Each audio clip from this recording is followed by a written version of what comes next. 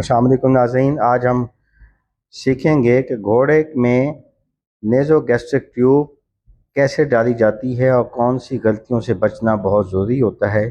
घोड़ों में कोलिक के दौरान या मैदे में गैस जमा हो जाए या फ्लूइड एकम्युलेशन हो जाए तो उस वक्त मैदा फटने का ख़तरा होता है और ऐसे मरीज़ों में नेज़ोगैस्ट्रिक ट्यूब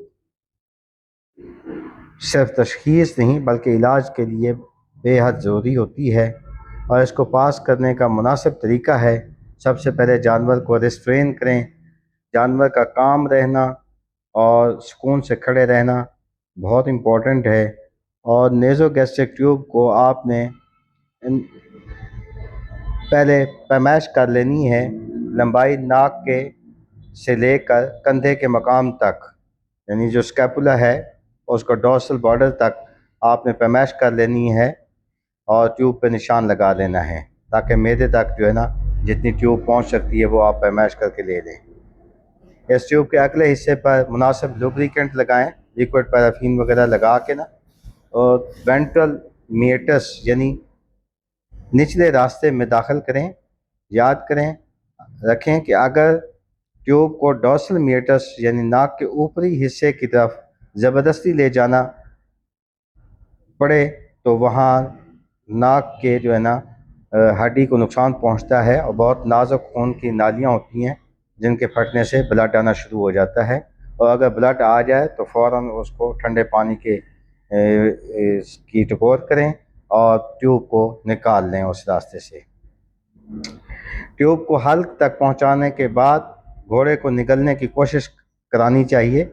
उस वक्त आहिस्तगी से ट्यूब को आगे बढ़ें ताकि वो ग़िज़ाई नाली में दाखिल हो जाए। ये तस्दीक करना ज़रूरी है कि ट्यूब ट्रेकिया में नहीं है।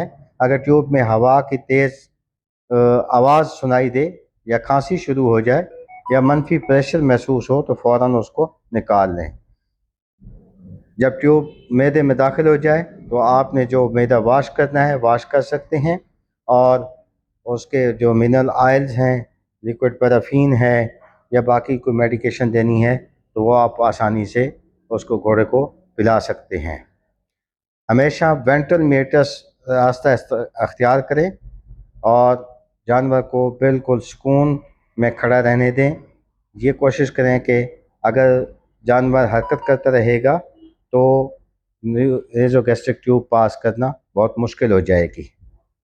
एनजी ट्यूब को वापस जब बाहर निकालना है तो आराम से आपने बाहर निकालना है, यकदम नहीं खींचना।